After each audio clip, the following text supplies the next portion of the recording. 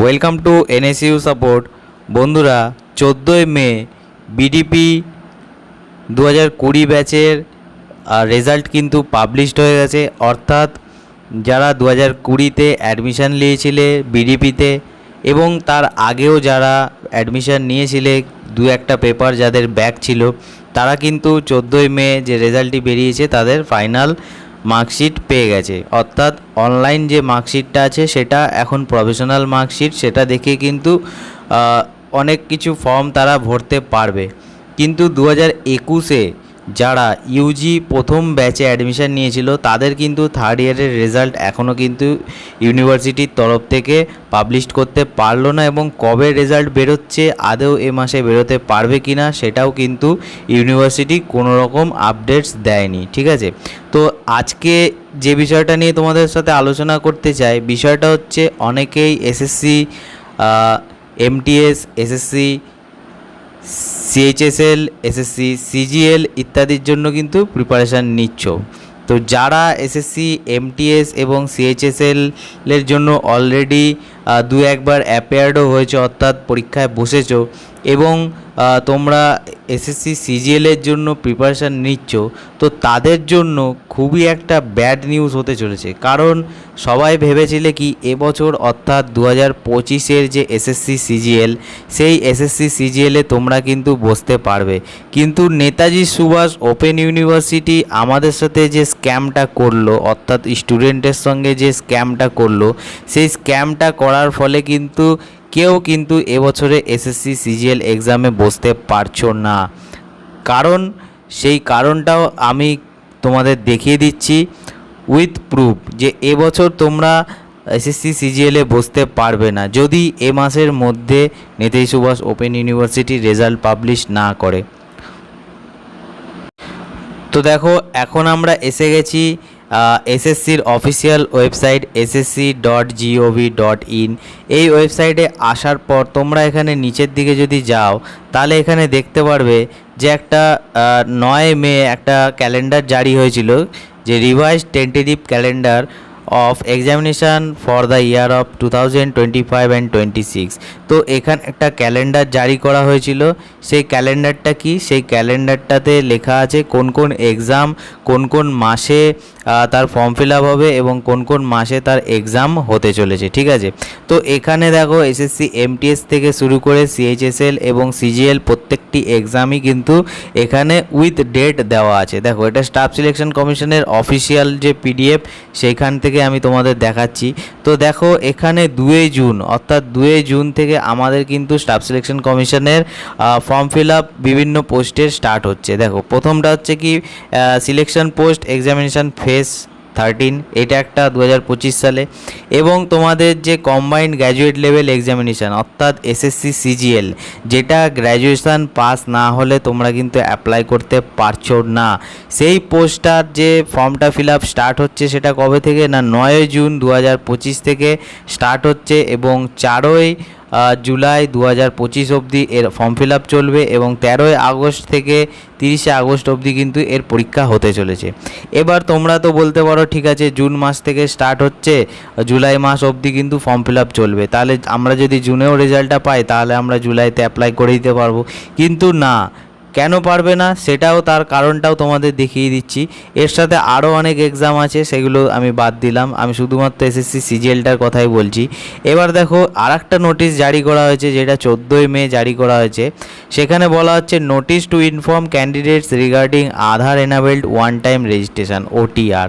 অর্থাৎ এই ওটিআর জিনিসটা কি, ওটিআর জিনিসটা তাদের জন্য ভালো হতে পারে যারা এখনও অবধি এসএসসির কোনো রকম এক্সাম দেওনি, তাদের জন্য কিন্তু ভালো হতে পারে যদি তোমাদের রেজাল্টটা জুনের দিকে বেরোয়। কিন্তু যারা হচ্ছে গিয়ে এর আগে এসএসসি এমটিএস বা এসএসসি সিএইচএসএল তোমরা অলরেডি বসেছো, যারা এই 2024 সালের ওটিআর যেটা চালু হয়েছিল ফার্স্ট টাইম, আগে তো এসএসসি পুরনো ওয়েবসাইট ছিল, তো নতুন করে যখন আধার বেসড, যখন আধার এনাবেলড এই ওটিআর সিস্টেমটা চালু হলো, তখন যারা এই ওটিআর সিস্টেমে অলরেডি রেজিস্ট্রেশন করেছিলে, তো সেই রেজিস্ট্রেশন করার সময় তোমাদের ওখানে মিনিমাম কোয়ালিফিকেশান দিতে হয়, ঠিক আছে। তো মিনিমাম কোয়ালিফিকেশান যেটা সেটা হচ্ছে 10th পাস, এবং ম্যাক্সিমাম কোয়ালিফিকেশান অর্থাৎ তোমার ম্যাক্সিমাম কোয়ালিফিকেশান কী আছে। তো সেখানে তোমরা এর আগে যখন সিএইচএসএল এর ফর্ম ভরেছিলে তখন তোমরা কি সিলেক্ট করেছিলে না তোমরা এইচএস পাস, কিন্তু তোমরা কি ভেবেছিলে যে সামনের বছর তো তোমাদের গ্র্যাজুয়েশন কমপ্লিট হয়ে যাবে, তাহলে তোমরা সিজিএল অ্যাপ্লাই করবে, কিন্তু এই নোটিশটা তোমাদের কিন্তু সিজিএল অ্যাপ্লাই করতে দিতে বাধা দিতে পারে। কারণ কি দেখো, এই নোটিশটাতে স্পষ্টভাবে বলা হচ্ছে, it is inform that one time registration OTR will be Aadhaar enabled for 2025 examination cycle and onward, that is 2nd June 2025। অর্থাৎ যে তোমাদের ওটিআর অর্থাৎ ওয়ান টাইম রেজিস্ট্রেশন সেটা আধার এনাবেলড হয়, ঠিক আছে। এটা 2025-এর যে সমস্ত এক্সামগুলো বেরোচ্ছে সেগুলো, এবং 2025-এর যে এক্সামিনেশান ফর্ম স্টার্ট হচ্ছে সেটা 2nd জুন থেকে স্টার্ট হচ্ছে, ঠিক আছে। এবার কি বলছে, further with respect to the annual examination calendar issued on 9th মে 2025, অর্থাৎ তোমাদের যে অ্যানুয়াল ক্যালেন্ডার যেটা আমি দেখালাম সেটা 9 মে অলরেডি পাবলিশ করা হয়েছে।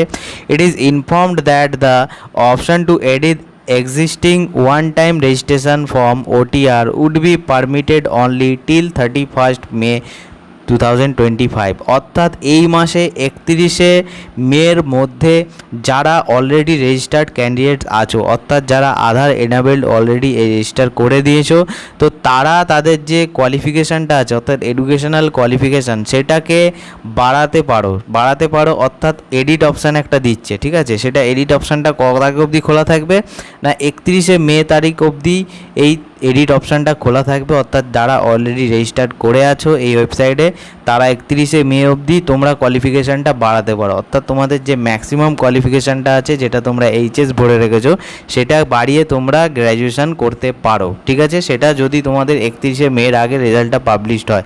কিন্তু নেতাজি সুভাষ ওপেন ইউনিভার্সিটি এমন প্রতারণা করছে স্টুডেন্টদের সঙ্গে। নেতাজি সুভাষ ওপেন ইউনিভার্সিটি 31শে মের আগে আমার মনে হয় না রেজাল্ট পাবলিশ করতে পারে, ঠিক আছে। তোমাদের আরও প্রুফ দেখিয়ে দিচ্ছি, এবার তোমরা ভাবতে পারো যে কথাটা সত্যি না মিথ্যে। তো সেই জন্য আমাকে কি করতে হবে, লগ ইন করে তোমাদেরকে দেখাতে হবে যে এই যে তোমাদের এডিট অপশানটা সেখানে কি সত্যি গ্র্যাজুয়েশনটা কোয়ালিফিকেশানটা বাড়ানো যাবে। তার জন্য তোমাদের কি করতে হবে, এখানে লগ ইন অপশানটায় যেতে হবে। যারা অলরেডি রেজিস্টার্ড ক্যান্ডিডেটস আছো তারাই কিন্তু এই লগ ইনটা করো, যারা অলরেডি রেজিস্টার করোনি তারা কিন্তু মে মাসের পরে অর্থাৎ তোমাদের রেজাল্ট বেরোনোর পরেই চেষ্টা করো যে লগ ইনটা করা, তাহলে তোমরা এডুকেশনাল কোয়ালিফিকেশানটা ম্যাক্সিমাম যেটা সেটা তোমরা গ্র্যাজুয়েশনটা দিতে পারবে। কারণ এটা আধার এনাবেলড তোমার লগ ইন সিস্টেম আছে। যারা অলরেডি লগ ইন করে নিয়েছে, যারা অলরেডি রেজিস্টার করে নিয়েছে তারা কিন্তু তাদের একটা আধার নাম্বার দিয়ে একটা মানুষের কিন্তু একবারই রেজিস্ট্রেশন হবে, ঠিক আছে।